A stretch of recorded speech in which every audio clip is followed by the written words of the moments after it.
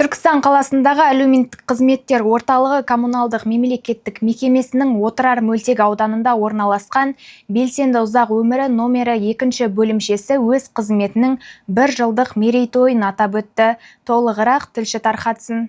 Бөлімше 1 жыл ішінде қызмет алушылардың бос уақытын тиімді ұйымдастырып, оларды спорттық, шығармашылық және танымдық іс-шараларға белсенді қатыстыру арқылы әлеуметтік өмірге тартуда үлкен рөл атқарды. Мерейтой аясында бөлімшеде салтанатты шара ұйымдастырылып, жыл бойы белсенділік танытқан ардагерлер мен қызметкерлер марапатталды. Сондай-ақ концерттік бағдарлама мерекелік кештің ажарын аша түсті. Бүгін мынау 1 қазан халықаралық қарттар күніне орай тұспалдап келген біздің белсенді ұзақ өмір жобасы аясында орталық қызмет атқарып жатқанына 3 жыл болды.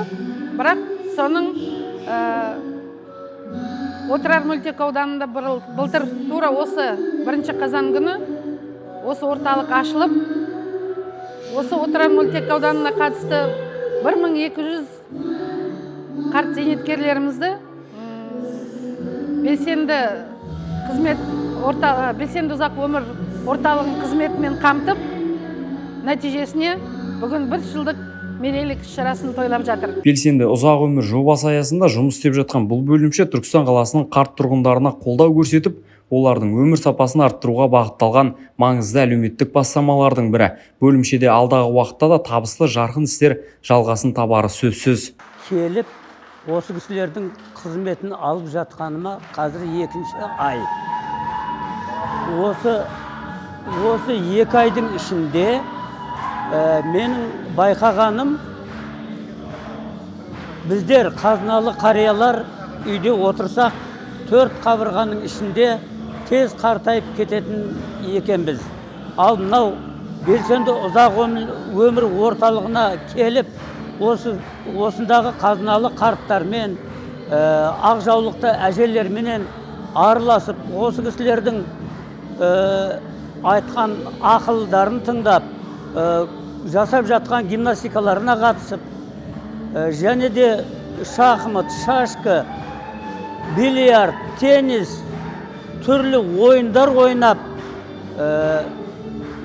билеріне қатысып, қазіргі арнайы оқытып жатқан ағылшын тілін меңгеріп жатқандардың ішінде ағылшын тілін үйреніп, күнделікті арнайы қойылған тренажерларда денсаулығымызды шынықтырып, күннен күнге қартайып емес, жасарып бара жатқан сияқтымыз.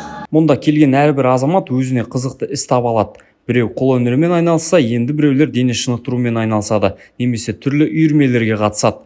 Бұл жер тек демалыс орны ғана емес, сонымен қатар жаңа достар тауып, өмірге деген құлшынысты арттыратын жылы мекенге айналды. Бақдәулет Ерланұлы, Әбубәкір Нұрбайұлы, 7-7 News.